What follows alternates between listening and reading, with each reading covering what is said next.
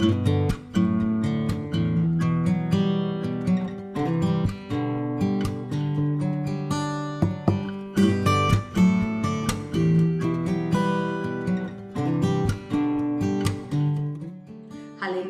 இன்று அதிகாலையில் நாம் பரிசுத்தரின் வார்த்தையை நாம் தியானிக்க இருக்கிறோம்.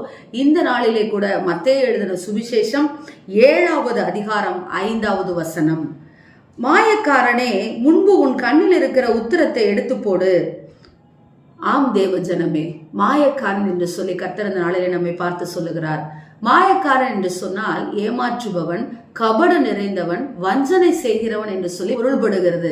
பாசாங்கு காட்டுகிறவன். தேவ பக்தியின் வேஷத்தை தரித்து கொண்டு தேவனுடைய பிள்ளைகளாக வெளியரங்கமாய் காணப்படுகிற நாம் பாசாங்கு காட்டுகிறவர்களாய் நாம் இருக்கக்கூடாது.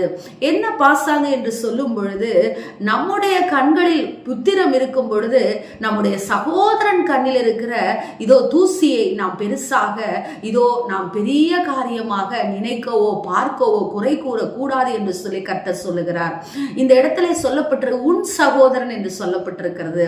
உன் சகோதரனை, உன் கூட பிறந்தவனை நீ குற்றப்படுத்துவாயா? உன் கூட பிறந்தவனுக்கு நீ துரோகம் செய்வாயா? செய்ய முடியாதல்லவா? ஏனென்று சொல்ல, அவன் உன்னுடைய இரத்தமாய் இருக்கிறான், அவன் உன்னுடைய இரத்தமாய் இருக்கிறார் என்று சொல்லி நாம் பார்ப்போம் அல்லவா? நம்முடைய குடும்பத்தை நாமே அசிங்கப்படுத்திக் கொள்ள நாம் தயாராக இருக்க மாட்டோமே தேவஜனமே.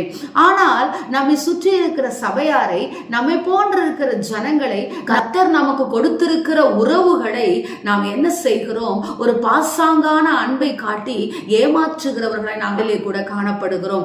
இப்படியாய் நாம் இருக்கக்கூடாது என்று சொல்லி வேதம் நமக்கு சொல்லுகிறது. அப்படிப்பட்டவர்களை கர்த்தர் மாயக்காரனே என்று சொல்லுகிறார், ஏமாற்றுபவனே என்று சொல்லுகிறார். வெளியரங்கமாக நீ தேவனை உயர்த்துவதும், இதோ அந்த ரங்கத்திலே உன் சகோதரனை பகைப்பதுமாய் நீ இருக்கிறாயே என்று சொல்லுகிறார். வாயினால் உன் தேவனை துதிக்கிற நீ உன் இருதயத்தினால் உன் சகோதரனை பகைத்து கொண்டிருக்கிறாயே என்று சொல்லி கர்த்தர் நம்மை பார்த்து கேட்கிறார்.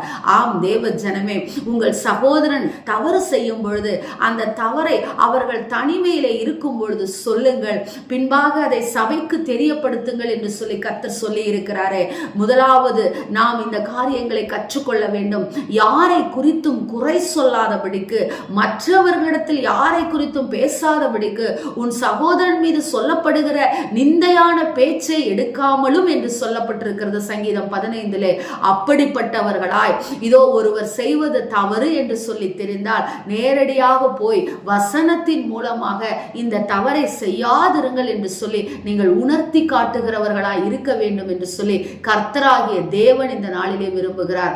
எனவே தேவ ஜனமே, மாயக்காரரை போல நாம் இல்லாதபடிக்கு கர்த்தருடைய பிள்ளைகளாக நாம் இருக்கும்படியாக கர்த்தர் விரும்புகிறார். வெளியரங்கம் அல்ல, நாம் தேவனாகிய கர்த்தர் அந்தரங்கத்தின் தேவனாய் இருக்கிறபடியினாலே உங்கள் இருதயத்தில் இருக்கிற பகையெல்லாம் எடுத்து போட்டு, இதோ யார் என்னை பார்த்து கொண்டிருக்கிறார் என்று சொல்லி பயப்படாமல் உங்கள் வாயை துணிகரமாய் திறக்காதபடிக்கு, கர்த்தர் பார்த்து கொண்டிருக்கிறார் என்ற பயத்தோடு மற்றவனை குற்றப்படுத்தாதிருங்கள். நிச்சயம் கர்த்தர் உங்களை ஆசீர்வதிப்பார். ஆமென். ஸ்தோத்திரம். எங்களை நேசிக்கிற எங்கள் நல்ல தகப்பனே, இந்த நாளிலே கூட ராஜா, நாங்கள் கேட்ட வார்த்தையின் பிரகாரமாக சுவாமி, நாங்கள் அப்பா தேவனுடைய பிள்ளைகள் என்று சொல்லி ஆண்டவரே, உம்முடைய குணாதிசயமாகிய ஆண்டவரே, பிறரன்பை நாங்கள் மறந்து வாழாதபடிக்கு எங்களுக்கு கிருபை கொடுங்க.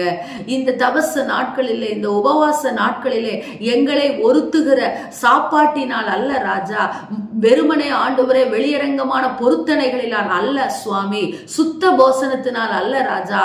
தகப்பனே, எங்கள் வாயை நாங்கள் கண்ட்ரோல் பண்ண, எங்கள் வாயை நாங்கள் கட்டுப்படுத்த எங்களுக்கு கிருபை கொடுங்க. ஆசீர்வதிங்க, பொறுப்பெடுங்க. நல்ல பிதாவே, ஆமென். Praise the Lord. ஹல்லேலூயா.